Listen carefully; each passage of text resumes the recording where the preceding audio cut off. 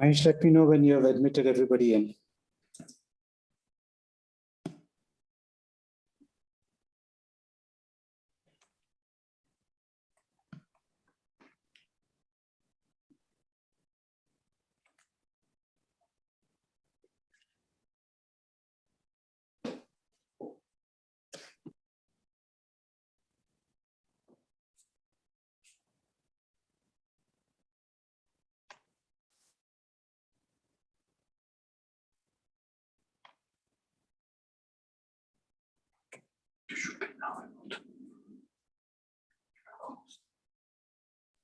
Mahesh, can you let me know when I can start, please?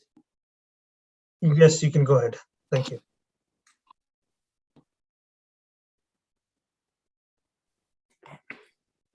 Good morning and welcome to the virtual launch of the UNAIDS report, Global Commitments, Local Action. Before we begin, I would like to explain the format of today's event. We have 4 speakers today who will make brief introductory remarks. After the remarks, we will provide the media an opportunity to ask questions first, followed by the audience. If you would like to ask a question, please type your question into the chat box or raise your hand during the Q&A section. For members of the media present today, please help us identify you easily by typing your name and the media outlet in your Zoom identity. We also encourage the audience to use the chat box for your comments and questions. During the Q&A session, if you wish to ask a question in person, raise your hand and we will ask you to unmute your microphone to ask the question.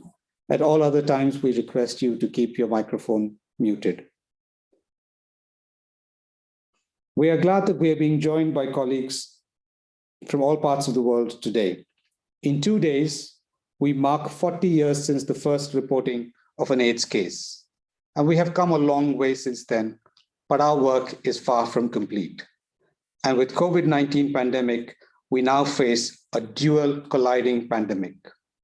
Next week, world leaders are gathering virtually at the United Nations General Assembly high-level meeting on AIDS under the banner End Inequalities, End AIDS, to agree on new commitments to end AIDS as a public health threat.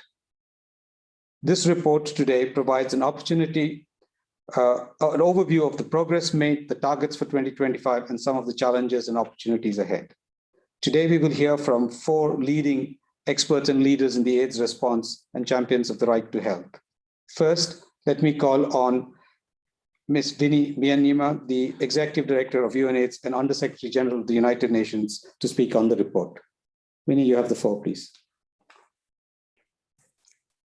Thank you, Mahesh.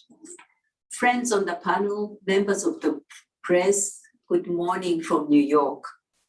AIDS is one of the deadliest pandemics of modern times. Since the start of the epidemic, 77.5 million people have become infected with HIV, and more than 34 million people have died of AIDS.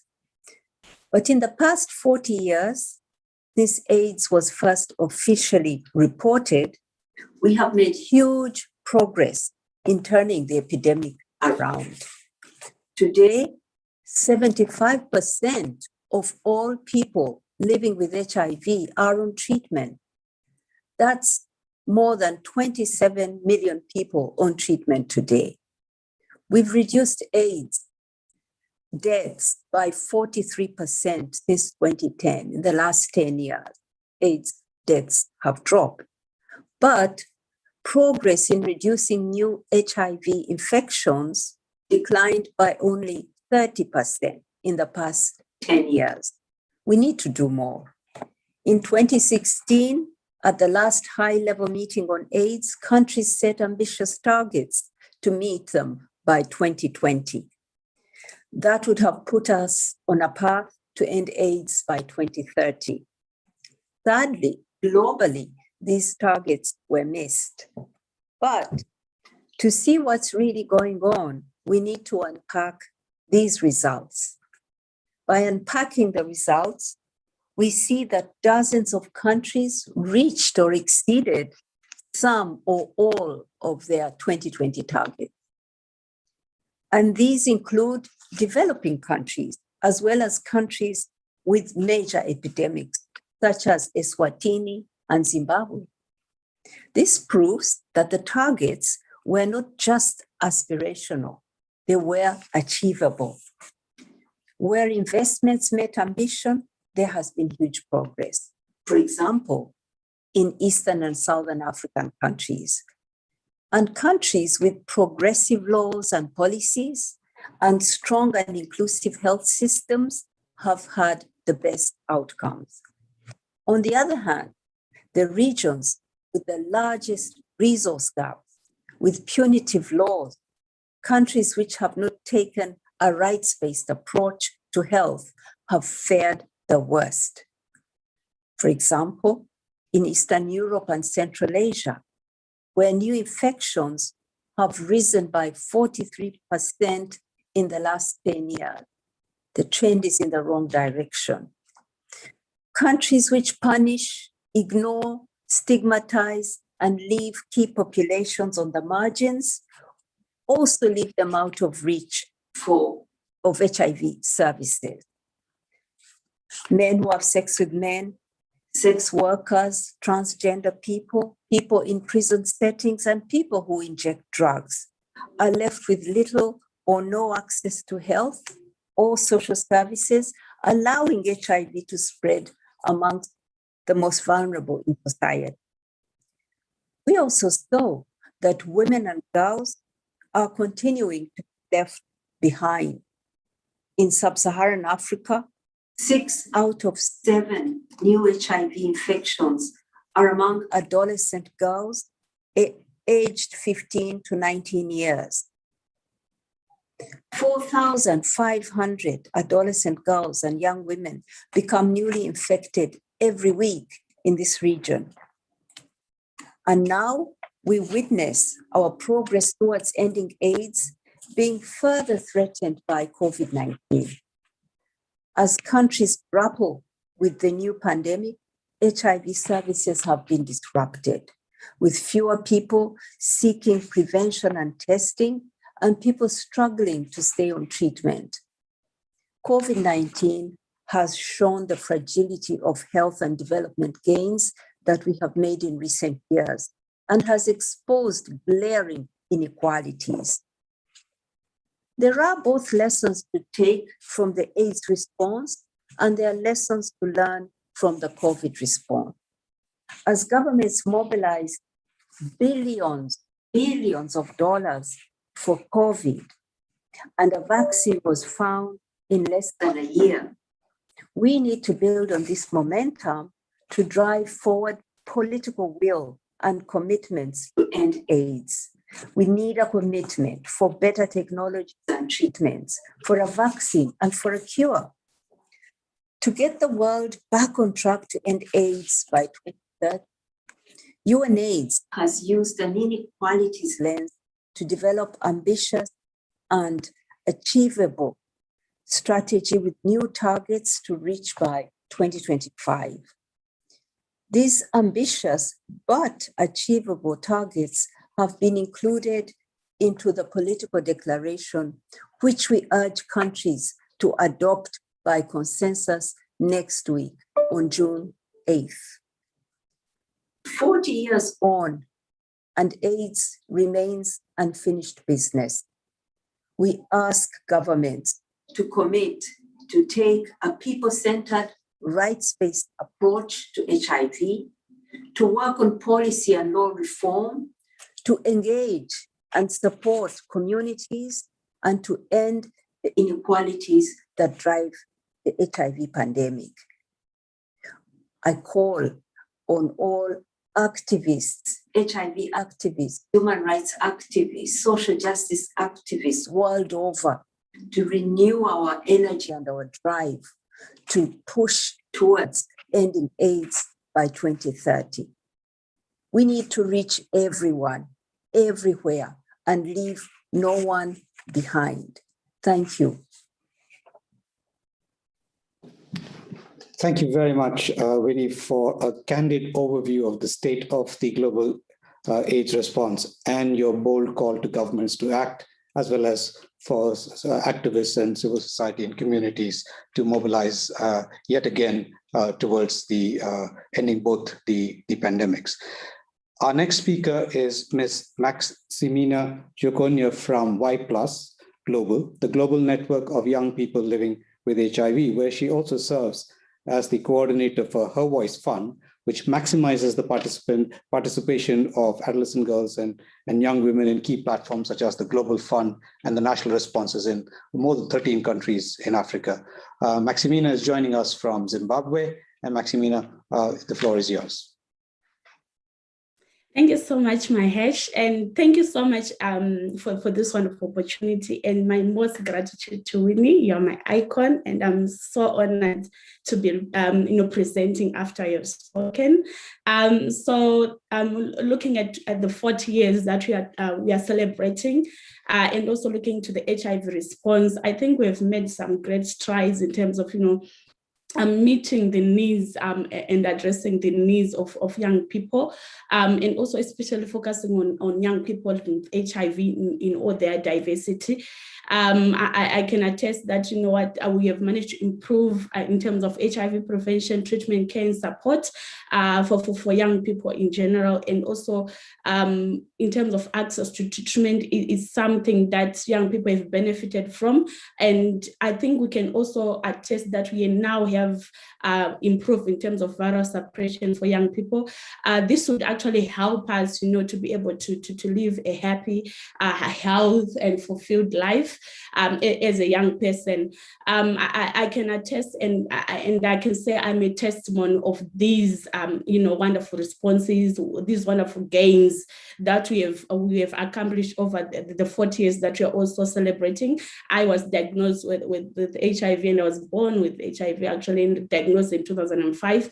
And this is where I started my treatment. And I've seen the journey, I've walked the journey from, getting treatment, where I was drinking 3-4 pills. Now I'm able to drink 1 pill, which is DTG that I'm taking, which is really helps me to plan accordingly as a young woman and be able to live my life in a worth and fulfilled life, able to dream, able to accomplish even my dreams at the end of the day. I've seen interventions also supporting me in terms of care and support, and also looking at that gap of being an adolescent up to being a young woman myself, and being able to be a young mother. I've benefited from those interventions as well. I can talk of being a young mother is something that comes with its own challenges, because I'm a young woman with HIV. I need interventions that are able to address and be able to help me to protect my partner, to protect my baby, which is where PMTCGs also came in, especially in my own life, and be able to support me. And it's something that I continuously refer to and be able to benefit from, because I have a 10-month-old baby who I'm really, applying all those lessons and support that I'm getting from all those interventions as well. So really, just looking at the HIV response itself, we've managed to really make sure that the needs and the wants of young people are being met in general. Just like Win was also saying that with all those that we have achieved, we still have a long way to go in the HIV response as implementers, as donors, as funders, as governments itself, as we know that HIV continuously to threaten the lives of young people.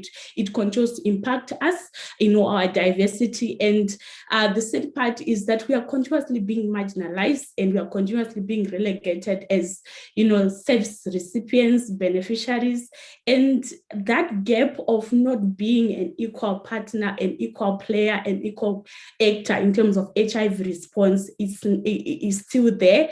And that's where we really need to look into. We are still facing the challenges of structural, administrative, and also language barrier itself, for us to be able to participate adequately and share our own expertise in the HIV response as well.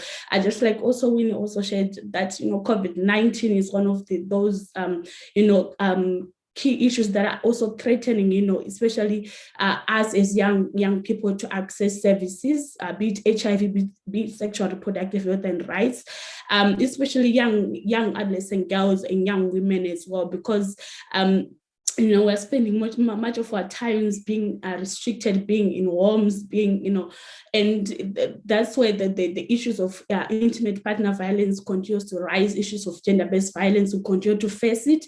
But at the end of the day, we don't have anywhere to go and access services. We don't have anyone to help us, to support us. So I think it's something that you also need to look into when you want to achieve, whether there are 2025 goals that you are targeting or 2030 on ending AIDS. It's something that you also need to look into, because honestly speaking, our gains over the 40 years might be something that we might lose because of COVID-19, because of the focus that is being put in COVID-19, whereas forgetting the issues of HIV, issues of TB and malaria, that is affecting young people at the same time. What we need to do as well, in terms of us to go back on track and be able to reach our goals that we are intending to, we need to recognize young people in all their diversity. We need to recognize them as autonomous people. We need to be able to respond and respect their choices at the end of the day. Is choice available to them as well as at the end of the day? Because young people, we often put them in a bracket, whereas we are diverse.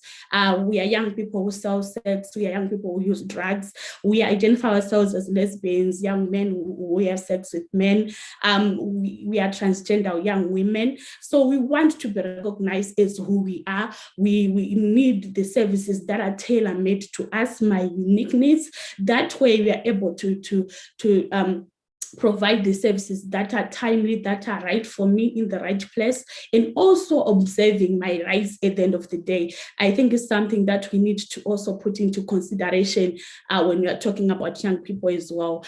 Talking about also leaving no one behind. I think we have been talking about it for quite a long time, but we need to go back and introspect, whether we are implementers, whether we are funders.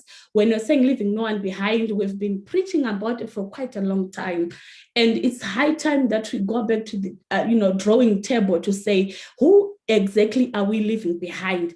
I can speak of young people, young people in rural areas, and looking at the COVID-19 issue currently, the environment itself.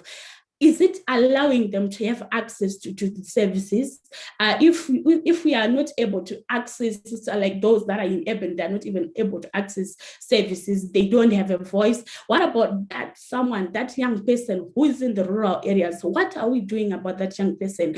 Are we making sure that their voices are being heard, their priorities are being put in place, and they are also involved in key decision-making processes, and be able to make sure that they have access to services at the end of the day? We need to think about that as well. We could talk of also gender inequalities, especially when we are looking at, relating to adolescent girls and young women, like I highlighted before, that, social harmful gender norms are still there. They are still restricting us as young women to be able to have a voice, to be able to say no to unwanted sex, intergenerational sex at the end of the day, because as a young woman, I need to be able to live and have my own rights being respected. But all that is being threatened because of gender equalities that are continuously being promoted, and we need to make sure that we address all those issues as well. Winnie earlier also highlighted that there is need for recommitment from governments, looking at the policies, looking at the funding itself, and also us as young people were saying that we need also to look at the policies that speaks to young people themselves in their diversity, because sometimes we leave another group outside, especially the key populations. We want to deal with those that we are comfortable with, and we know that we have made some great strides in that. What about the other populations population that you are looking at as young people in that diversity. What are the policies saying in terms of these young people as well? So we need to look at those policies. We need to have government recommitment to young people in all their diversity, and be able to, for the policy to speak to the needs of young people themselves as well. Talking about integration of services into the HIV services, let's make sure that also sexual reproductive health and rights is still there, and also looking at the mental health aspect, because I think we are also ignoring that part, but it's also impacting us as young people, because a lot of times we don't recognize the mental health aspect, especially in sub-Saharan Africa. We don't have policies that speak to it. Funding, we don't have funding that speaks to the mental health, that addresses the issues of mental health. So we need to start to think through about that and be able to address it in a well-educated manner. As much as we have, made great strides, we need to start to have some questions that really address where you want to go. Like what exactly, who is being left behind? What exactly do we need to do to reach them? At the end of the day, are the services adequate enough? Are they in the right place for young people? Are they being accessed? Are they being affordable? In terms of, accessibility itself, where are they getting the services, be it HIV services, be it sexual reproductive health and rights, be it having GBV services as a young woman, as a young person as well. Where do I get these services at the end of the day? Just overall, we also need, without any fail, need to understand the unique needs of young people themselves and be able to have, service deliveries that are differentiated, that are unique, that are addressing these issues of young people themselves as well. I'll definitely end by saying, we need to start to think about, how do we change the narrative of young people being continuously being affected, impacted by HIV. I can talk of, the structures or the key decision-making platforms that you are talking about, it still has the same people who created the barriers. And how are we going to change the narrative if we don't have young people at the table speaking for themselves, being able to share their priorities at the end of the day? We need to recognize that young people, they are the experts. They need to be engaged on an ethical manner. A lot of times, implementers, they would come in and say, oh, we need the ideas from young people. They would come, they would take the ideas and they would go. They don't involve us in program design. They don't involve us in implementation. They don't involve us in monitoring and evaluation, thinking that we don't have the experts. But we do have the experts, because we are the ones that have the ideas. So why not involve us, ethically engage us, not just having a young person not talking or sitting, but not being able to have a voice, not being able to share their priorities at the end of the day. We are saying no to tokenism, we are saying no to manipulation. We want meaningful and ethical engagement of young people, being able to participate, having a voice at the end of the day. I'm sure if we do this, we'll get somewhere in terms of, where we want to go and meeting our needs at the end of the day. I think for now, I'll stop here, Mahesh, and I'm looking forward to more conversation as well. Thank you very much. Thank you very much, Maximina. And first of all, for walking us through your personal journey, raising the issue of diversity among young people, and that really comprehensive brief on the issues that young people are facing and what they need, and the right for you to participate equally in all decision-making tables and be empowered. So thank you very much. I would like to now invite Professor Qureisha Abdul Karim, the Associate Scientific Director of CAPRISA, the Center for AIDS Program of Research in South Africa, to talk about issues faced by women, especially young women and girls. Professor Qureisha. Thank you very much, Mahesh. And also, I'd like to recognize and acknowledge the UNAIDS Executive Director and thank her for the opportunity to be part of the launch of the Global Commitments Local Action Report. I also want to thank Maximina for very eloquently highlighting the challenges faced by adolescent girls and young women. And it gives us some indication in the 40 years that we're celebrating since we first heard about HIV and the gains that we've made and the advances through science and our ability to translate that. One of the biggest advances that we've made is having young people being their own voices, and we're seeing that growing and strengthening. I will focus on HIV in sub-Saharan Africa and elaborate some of the points that Maximina has highlighted to give us some insights on what does it mean about global commitments and local action. So just a quick reminder, sub-Saharan Africa is home to about 70% of all the world's HIV.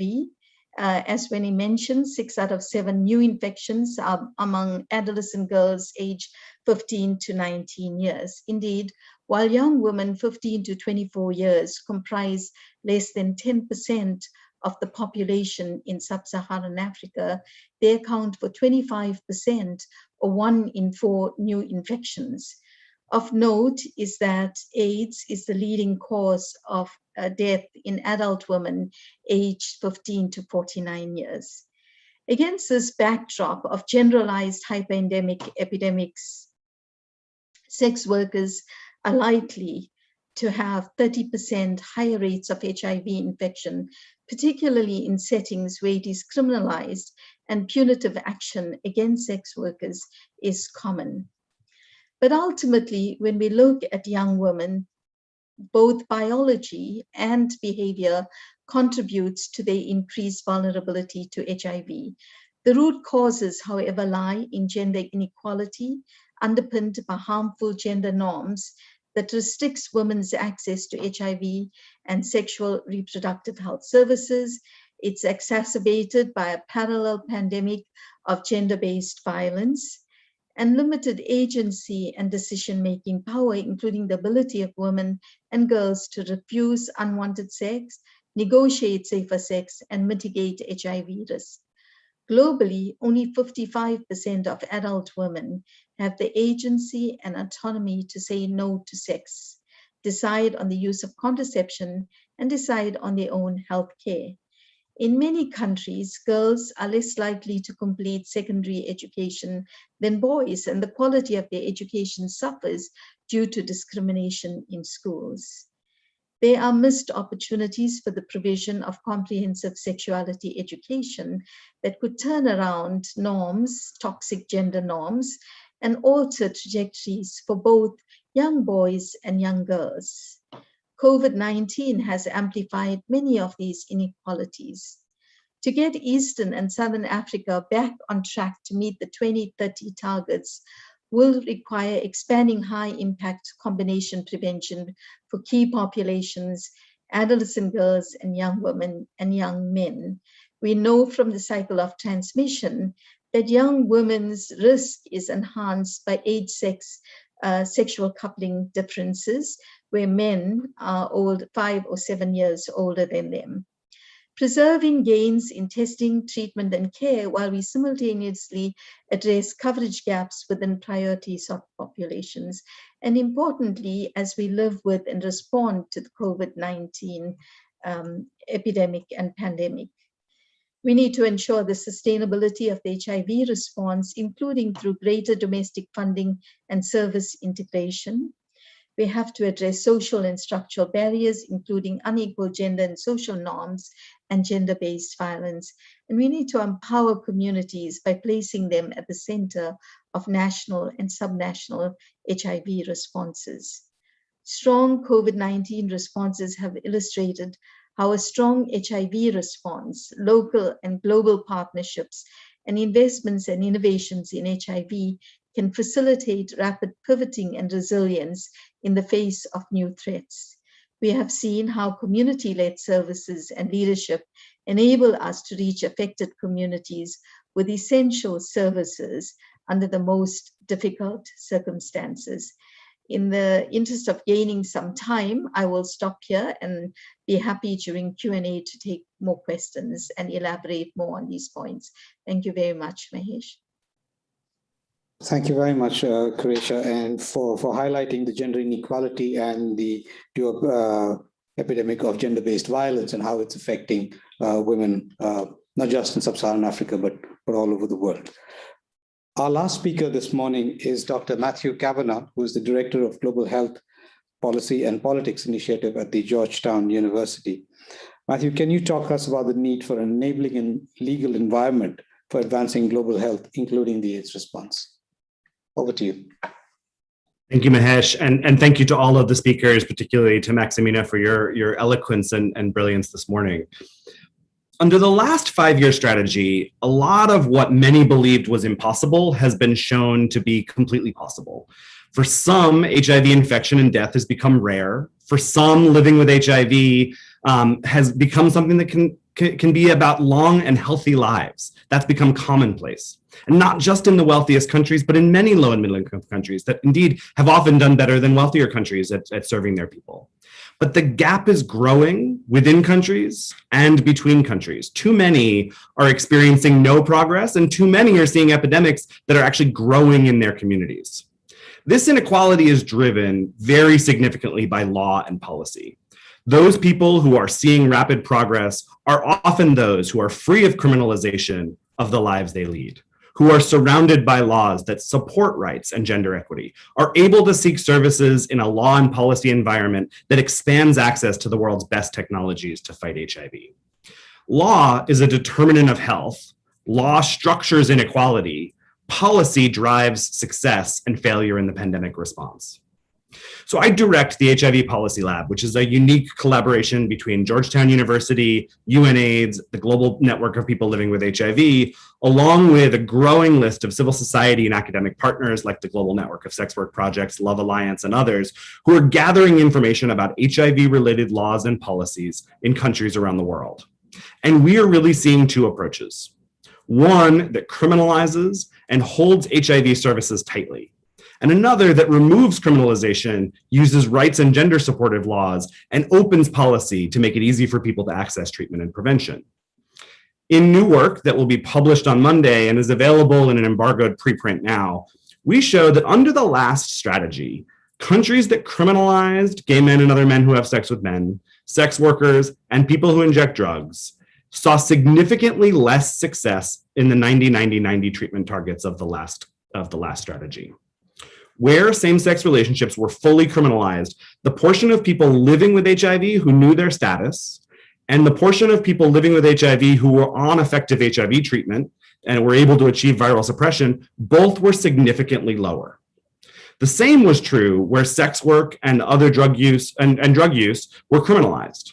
Laws that criminalize explain approximately 20% differences in knowledge of status and viral suppression between countries. On the other hand, our work shows that countries with laws that advance non-discrimination, human rights institutions, and gender-based violence response saw higher rates of people living with HIV knowing their status and higher rates of viral suppression.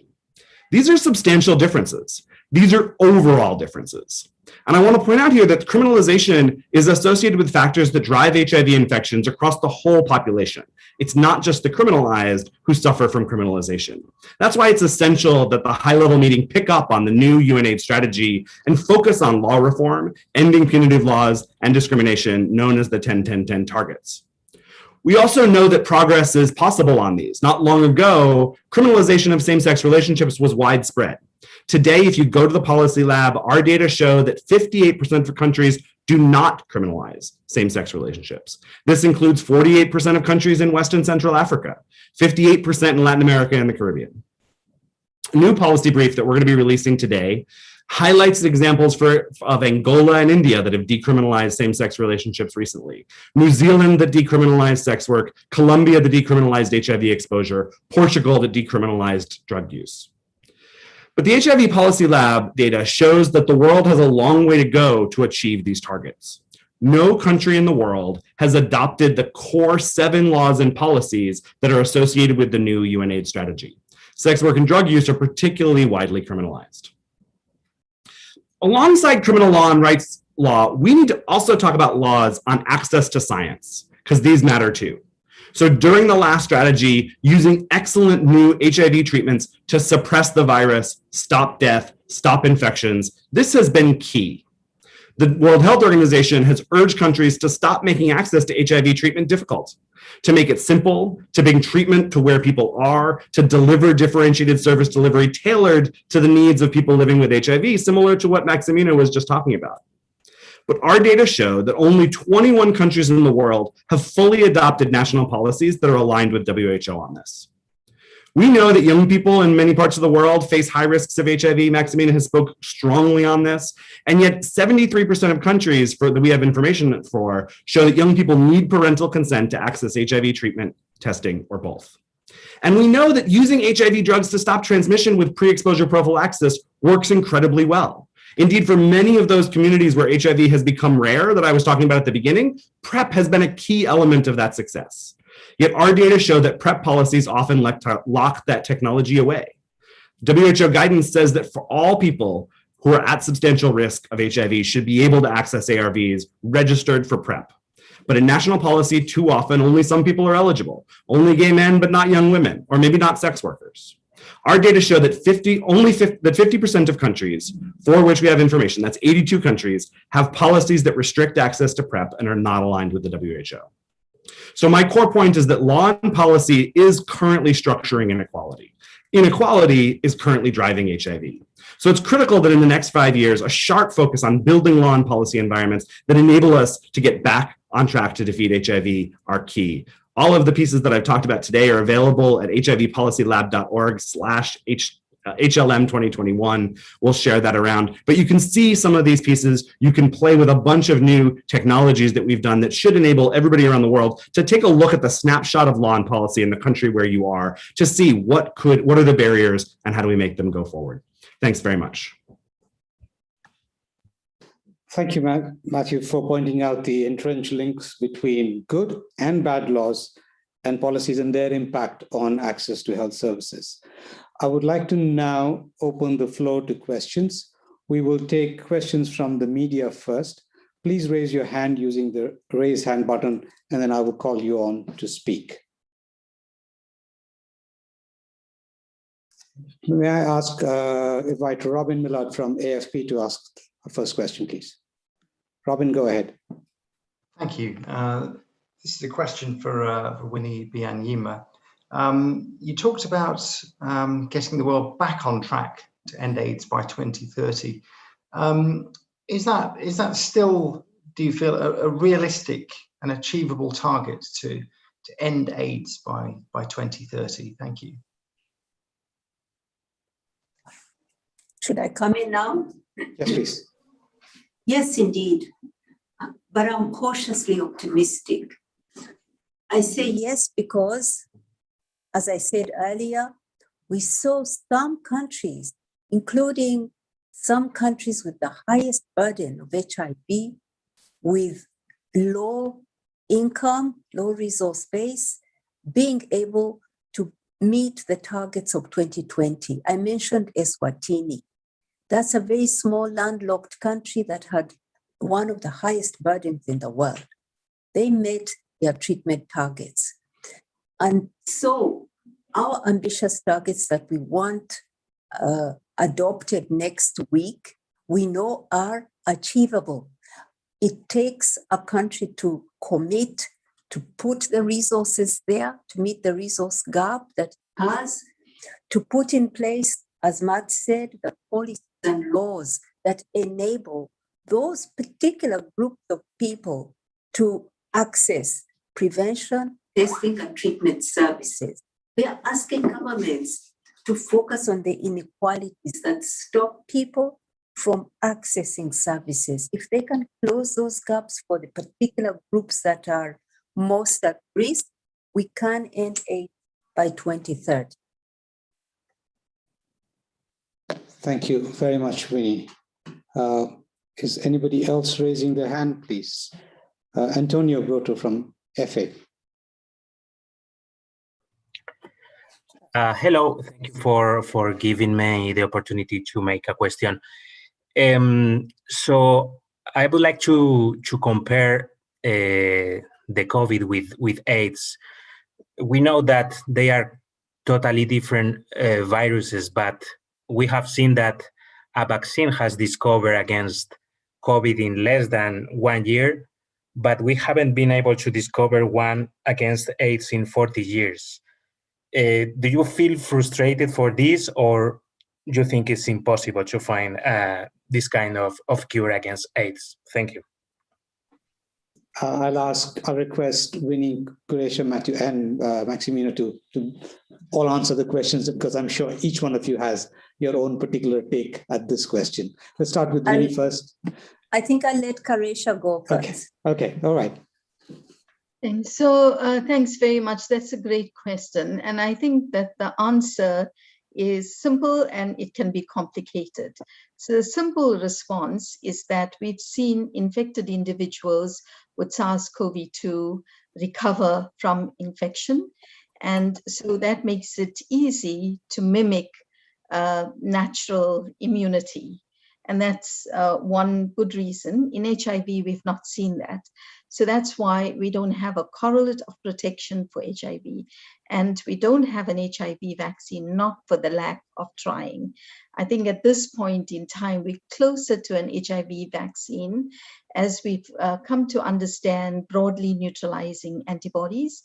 And these broadly neutralizing antibodies that are currently being evaluated for their prophylactic benefits could potentially give us clues on what an HIV vaccine could look like, because they could then serve as a correlate for protection, so we know what the immunogen looks like.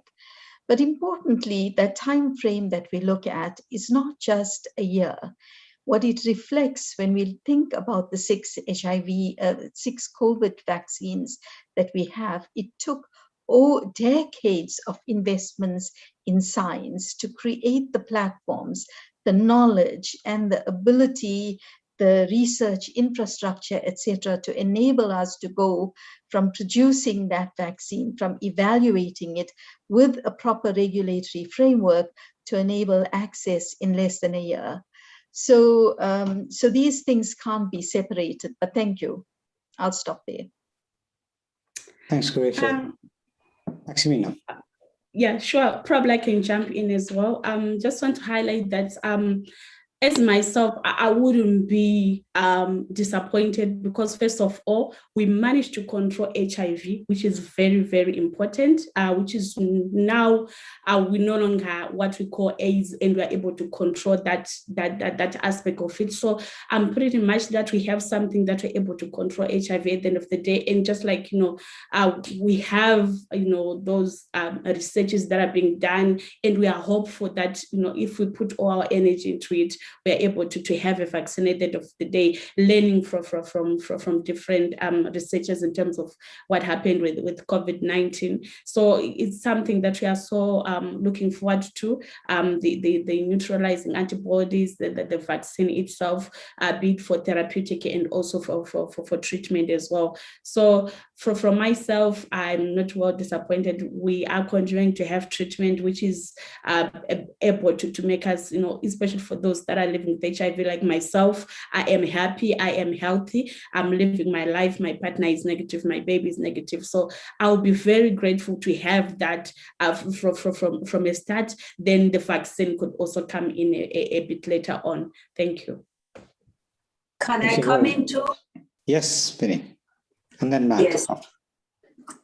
I want to say that agreeing with Qurecia and Maximina, and adding that we can get a vaccine. We are optimistic. We hope we'll get a vaccine. But let me ask, today we have a vaccine for COVID.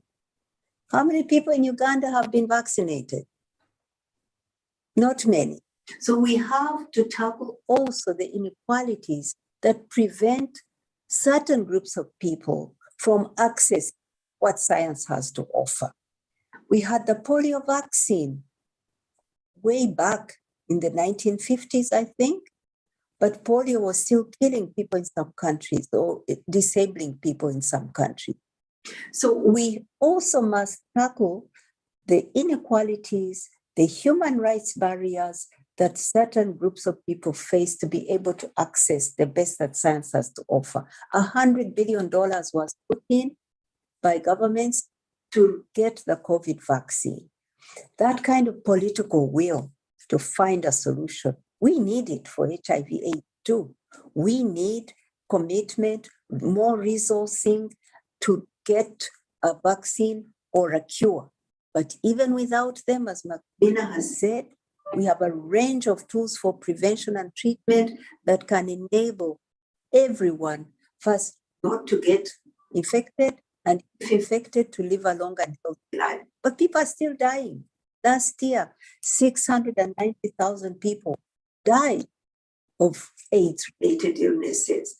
That means we really need to also focus on the barriers, human rights barriers, inequalities that prevent people from accessing what we have that can give them a long and healthy life. Matthew?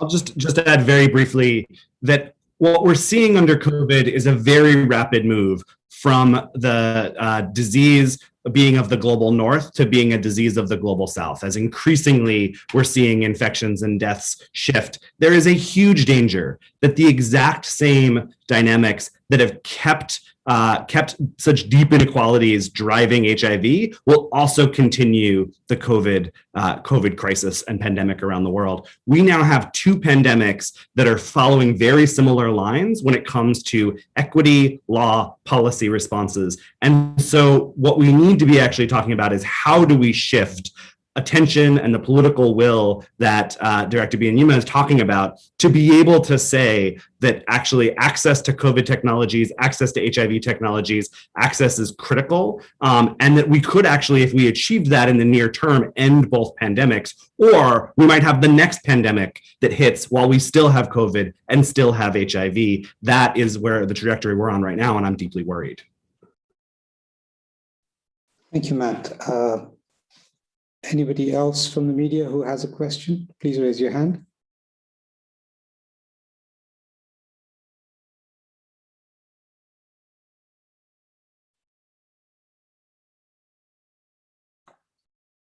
I see no hands right away, so I can open the floor to questions from the audience. If anybody would like, before that, let me go to Agnes from AFP.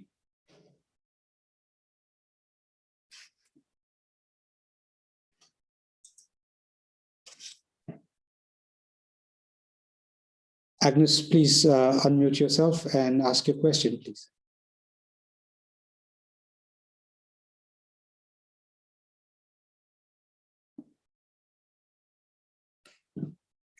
Oh, she said. Agnes? She says she didn't raise her hand. Oh, okay. Sorry. I can see your hand. That's all right. If anybody else would like to ask a question.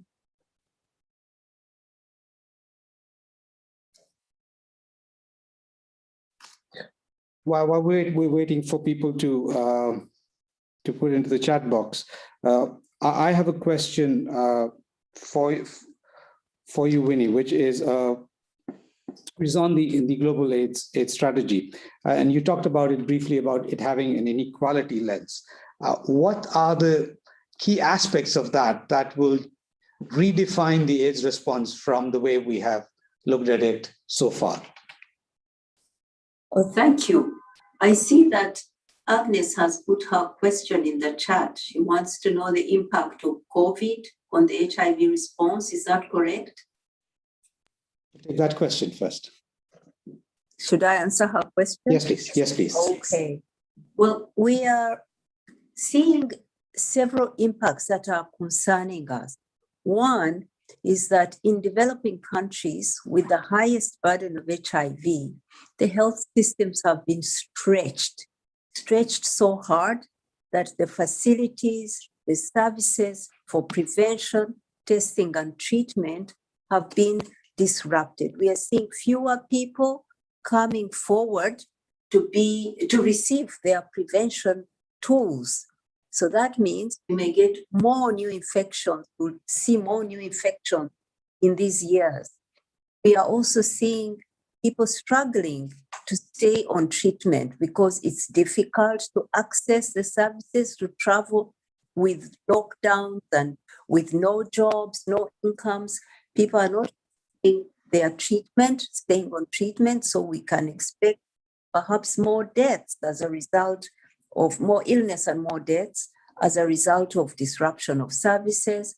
We are seeing fewer people coming forward for testing as well in some countries. So we see that because services are themselves weak, the same people are drawn upon to go to fight COVID, to pay attention to so many other things, including COVID. Fewer people show up because services are weak, but also people don't go because of losing their incomes, lack of the rules themselves about transportation and movement. So for all those reasons, we see people affected with less access to services for prevention and for testing and treatment. But also we saw human rights violations of the very people who are living with HIV or at high risk of contracting HIV. What kind of human rights violations? We saw sex workers being targeted and accused of spreading the COVID virus, being thrown out of their homes and being persecuted. We saw gay men being taken out of shelters where they have gone because they are running away from homophobic communities or homophobia in society. They run to shelters and then they are arrested for being too many in a shelter because COVID requires social distancing. We've seen all kinds of excuses given to target people who are vulnerable. This happens in pandemics. There's fear and there is a lot of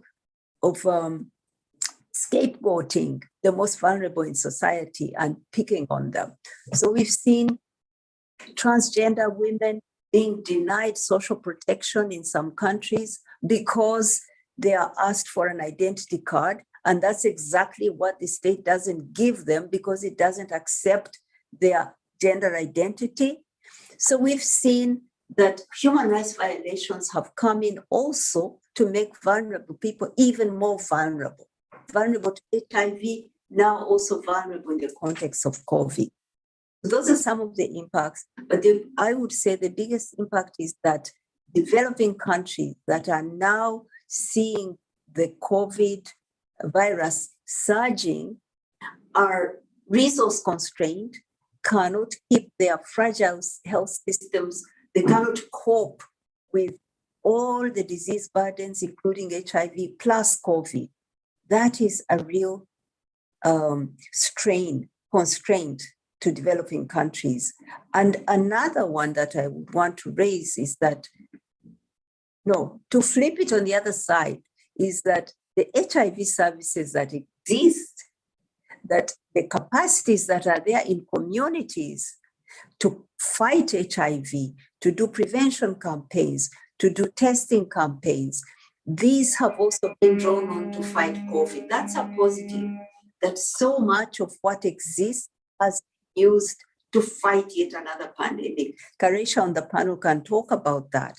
She's a scientist in South Africa, working on HIV for many, many years, now serving to fight COVID as well. So there are also benefits that have been gained from the HIV pandemic, but I'll leave that to colleagues to comment on too.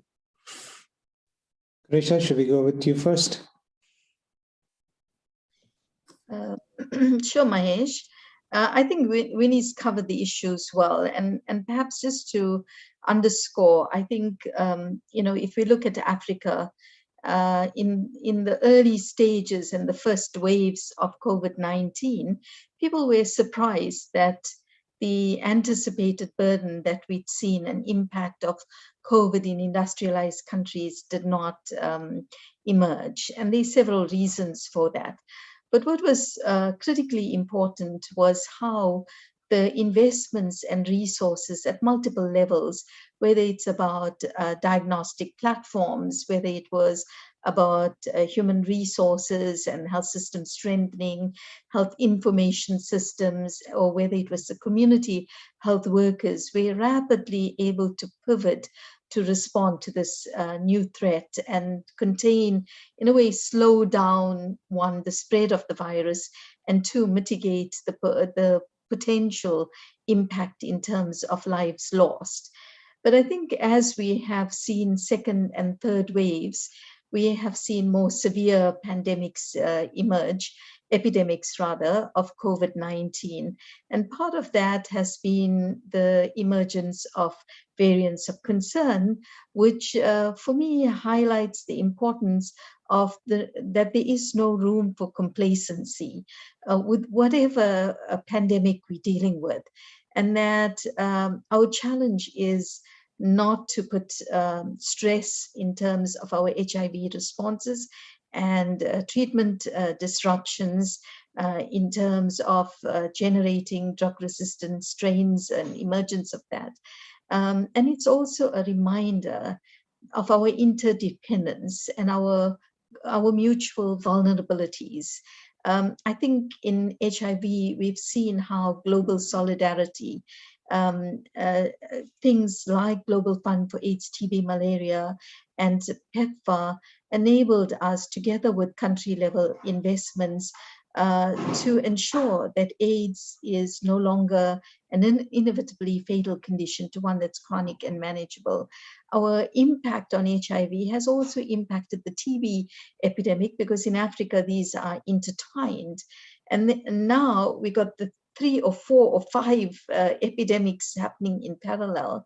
And so as we focus and we prioritize one over the other, what we really should be aiming for is ensuring that we're dealing and maximizing opportunities that we have of dealing simultaneously with multiple pandemics, because we know even high vaccination rates in industrialized countries is no protection if poor countries have less than 2% coverage rates.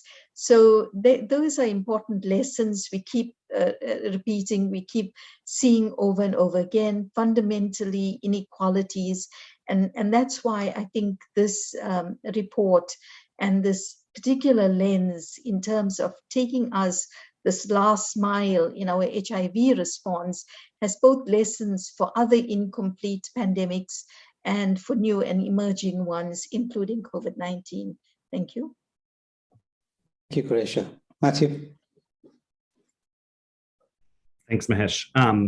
Just briefly to add, Qurecia and I chair the UNAIDS advisory group, and one of the members, Dr. Steph Baral, has recently put together an excellent review on this.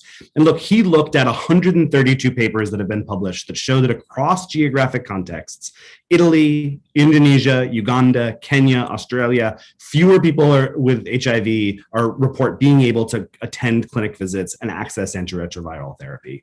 There's been a decline in the number of people virally suppressed, and specifically a survey of men who have sex with men that showed that 20% reported that they were unable to access their provider. There's a variety of other examples on PrEP, on a variety of other pieces that go along with what the executive director was describing as deep and worrying service interruptions for HIV. And just a note that those have really followed the socioeconomic inequalities and the lines that are driven by law and policy, right? So that we've seen that men who have sex with men, female sex workers, people who use drugs, transgender populations have been disproportionately had their services disrupted. All of that said, this is far less than expected. And so at the same time that we have a real crisis that's going to mean a potential of a resurgent disease, it is also true that where you've seen very strong HIV responses, you've actually seen the ability to respond to COVID in a very important way. And that resilience, especially that community resilience, especially where we're talking about a pandemic resilience at the community level rooted there, has meant that people have been getting on bikes and bringing people ARVs while they're in lockdown. It has meant that there's been a kind of a core to call on when it comes to the AIDS response. And so it's not a mistake that countries with strong HIV responses, including in Asia, Africa, Latin America, have often been able to mobilize those in COVID-19. Thank you. In fact, one question from Susan Cole will probably set us up to the close of this press conference. The question from Susan is, how can we best harness activism to help address the health inequalities blighting the lives of people with HIV globally. So let me start with Maximina and then walk my way down through. Very short, 1 minute answers, please. So I think what we need to do is to have one voice as activists, because a lot of times we get different messages across the board. So one thing that we need to make sure is we have one voices that we need to fight the inequalities. We need to fight all those barriers that are enabling us to have access to these services at the end of the day. So let's unite as activists. Let's have one voice. Let's have one agenda. In that way, we are able to accomplish much in terms of HIV response as well. Thank you. Thank you. Matthew? The core of the success over the last decade in HIV has been driven by civil society and been driven by activism and been driven by the power of communities to actually push governments. It's not a surprise that where stronger civil society exists, better laws exist and better quality services exist in HIV. And that is a direct correlation. And it is also very worth noting that that is hugely under threat right now, that we are in a moment of populism that has made it increasingly true that civil society space is shrinking in a lot of countries. And many donors are turning away from the funding and the support to AIDS activists at the very moment when AIDS activists are also fighting COVID. Right now, it is the same communities, it is the same people, and so that is very dangerous and a deeply worrying sign to me. And so one call I think that needs to happen throughout is that there is a very clear response to all pandemics that requires the coming together of medical capacities and community capacities and health system capacities and science capacities all at once. And if you don't have the activism component, you are not going to get the kind of outcomes that you need. Thanks. Thank you. Qureisha? And I'll just reflect in terms of the nexus between science and advocacy. I think the scientific advances that we've made and the time that it has taken to achieve those would have not been possible if we didn't have advocates pushing for that and changing things every step of the way. And it has really enabled us to move forward and transform the way we do things. And I think there are so many important lessons as we prepare and deal with current and emerging pandemics. And this whole notion of evidence-based advocacy is so critical and central. We're seeing it again with COVID-19. And it's essential to have partnerships. And partnerships, as Maximina initially described, is not just being at the table, and not just being part. It's about shaping that agenda. It's about co-knowledge generation. It's about respecting that knowledge that comes from people living with the disease, infected and affected. And I think this is an important principle that we can take forward, not just in closing the gaps in terms of inequalities in terms of HIV, but also with other pandemic threats that we face. Thank you, Mahesh. Last word to Winnie. Well, thank you, Mahesh. Agree with my colleagues on the panel. The power of people is important here because AIDS, as any pandemic, is not just a disease. It is actually an issue of social justice. Like we have the treatments, we have the prevention. No one should be infected. Nobody should die of AIDS. But to win and get the science to reach everyone who needs it, people must fight for it. And the HIV movement is an iconic movement. HIV brought out the best in people, in communities, in organizing. Where I come from in Uganda, groups, communities organized to nurse the ill, to bury the dead, to raise the orphans. All this was happening all over the world. Communities coming together to fight the HIV pandemic. Then at the global level, a movement grew that brought prices down of antiretrovirals, that fought for that. And today, whether you are in Burundi or in London, you can all benefit from the best treatment because prices came down. So these are achievements of people fighting, coming together, organizing to assert their rights. It's the same. We must continue, must build on those achievements to fight again to reach the end, so that now the people who are still not access what science has to offer should be getting those services. It's political. It's an issue of social justice. We can fight and we can win it.